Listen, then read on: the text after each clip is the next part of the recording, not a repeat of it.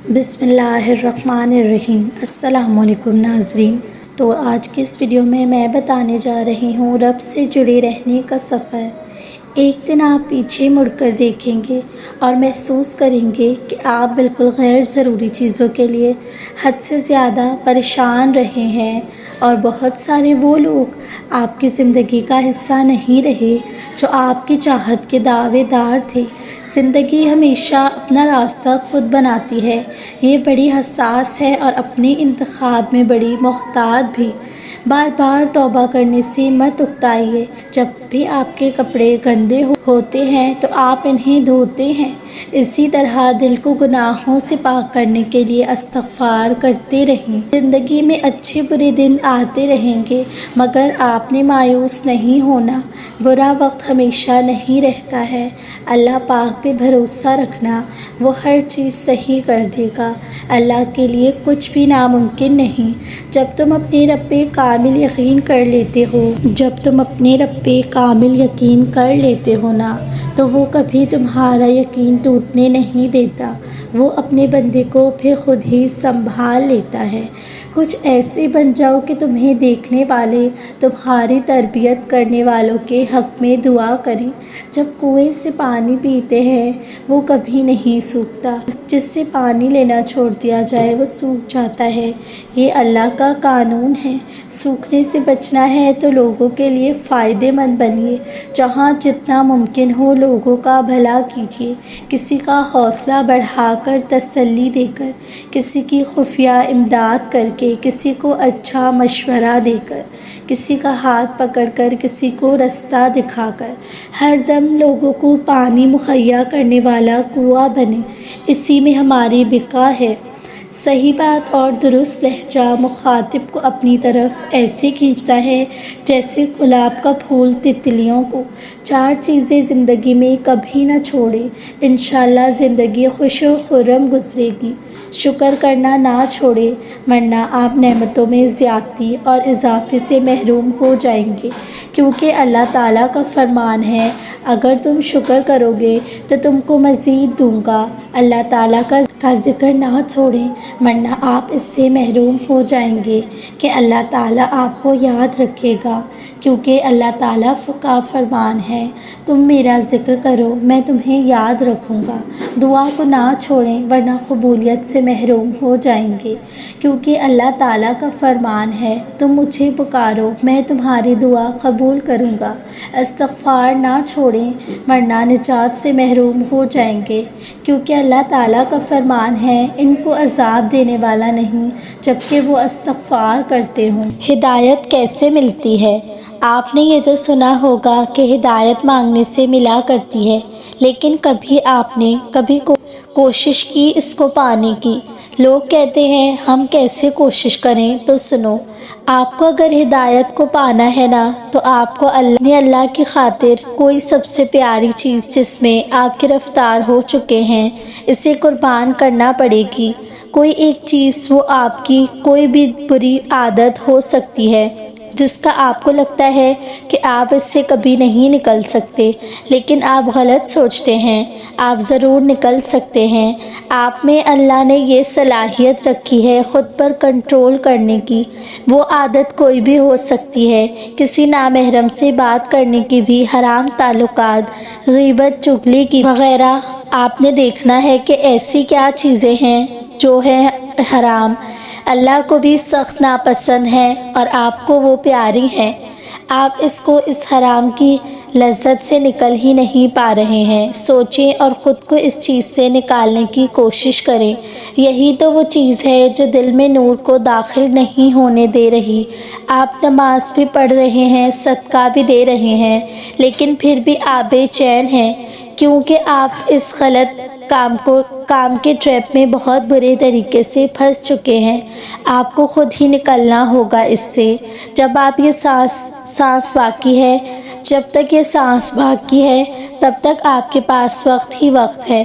بس آپ نے یہ سب اللہ کی خاطر کرنا ہے، خاموشی سے دعا کرتے کرتے، کسی کو بھی اس گناہ کا نہیں بتانا۔ بس آپ اور آپ کا اللہ ہی اس کام کو جانتے ہیں۔ یقین کریں جس دن آپ نے اس کام کو چھوڑ دیا، اس دن ایک بری عادت کو چھوڑ دیا، اس دن آپ کی کوشش محنت کا صلہ آپ کو مل جائے گا۔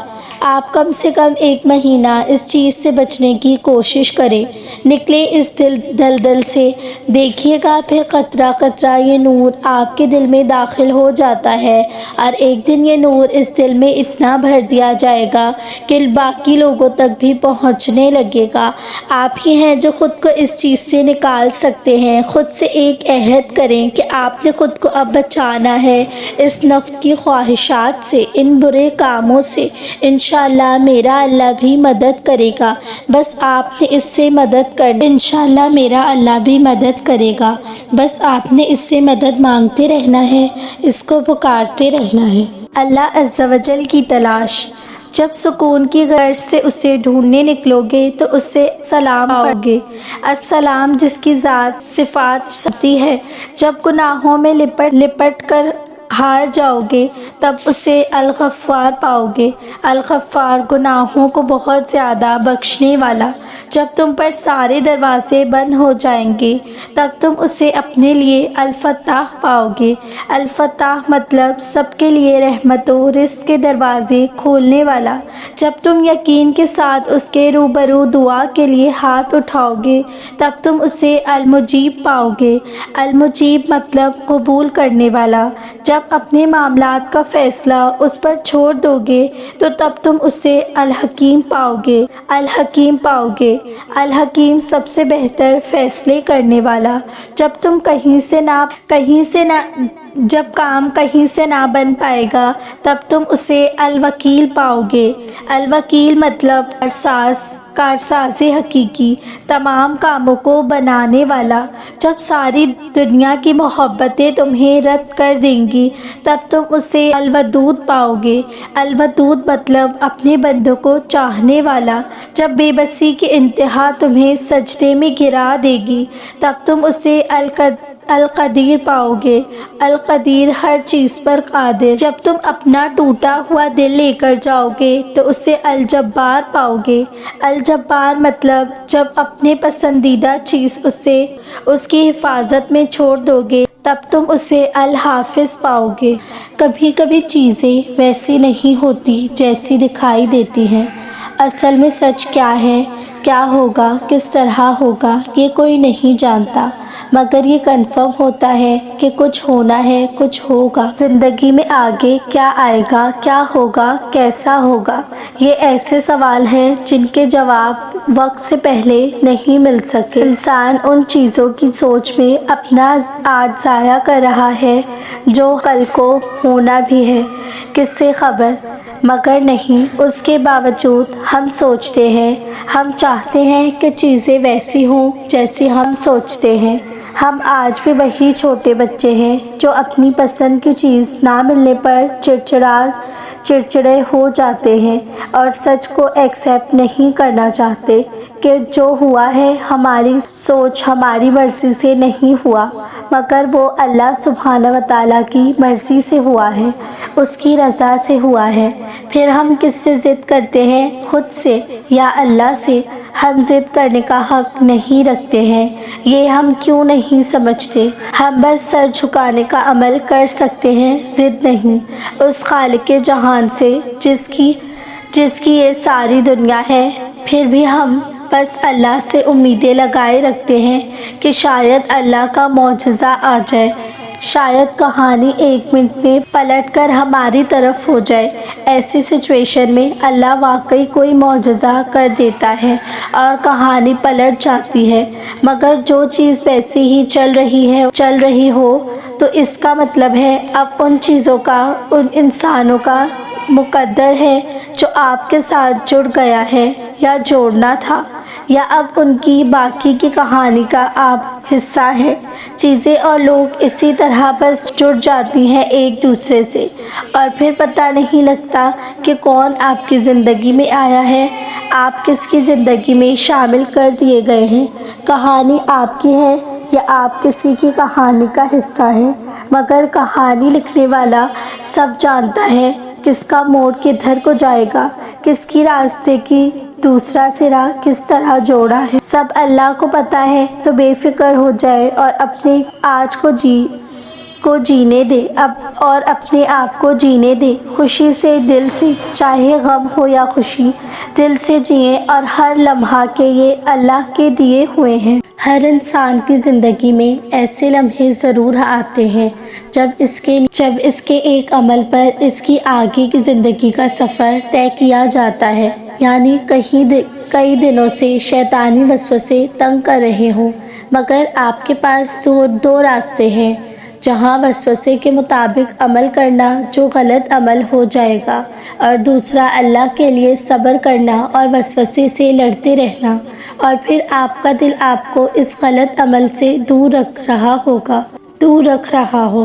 کیونکہ آپ جانتے ہیں اور سمجھتے ہیں کہ اگر اس وسوسے کے مطابق عمل کر لیا تو اس چیز سے محروم رہ جاؤں گا۔ یہ دن کا صبر کا صلہ ہے۔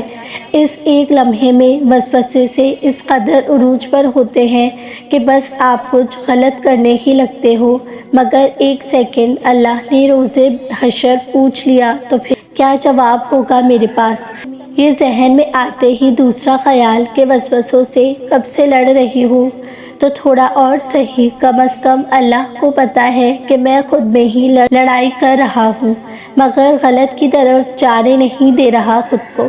بس ان دو خیالات سے آپ کی زندگی میں اجر محفوظ کر دیا جائے گا، جو آپ کو وقت آنے پر حیران اور سجدہ شکر کرنے پر مجبور کر دے گا، کیونکہ ہر جنگ کا نتیجہ کچھ وقت بعد طے ہوتا ہے، پھر چاہے وہ خود سے ہی خود کی جنگ اور نفس کی جنگ کیوں نہ ہو۔ اللہ آزمائش کی وجہ اور اجر کھول ہی دیتا ہے، کیونکہ میرا اللہ کچھ بھی ضائع نہیں جانے دیتا۔ اس لیے اس صبر کے مرحلے کو اللہ کی مرضی کے مطابق ثابت قدم رہ کر گزار دیں کہ جلد ہی انشاءاللہ آپ اللہ کی رضا حاصل کر لیں گے۔ وہ لمحہ جب آپ تھکنے لگیں ہو، اسی لمحے اگر آپ کو صبر کے آخری گھونٹ پی لیں تو پھر اللہ کا وہ اجر آپ کے مقدر میں لکھ دیا جاتا ہے، جس سے آپ خوش و مطمئن ہو جاتے ہیں، کیونکہ آپ کا اور میرا رب کچھ بھی بھولتا نہیں ہے۔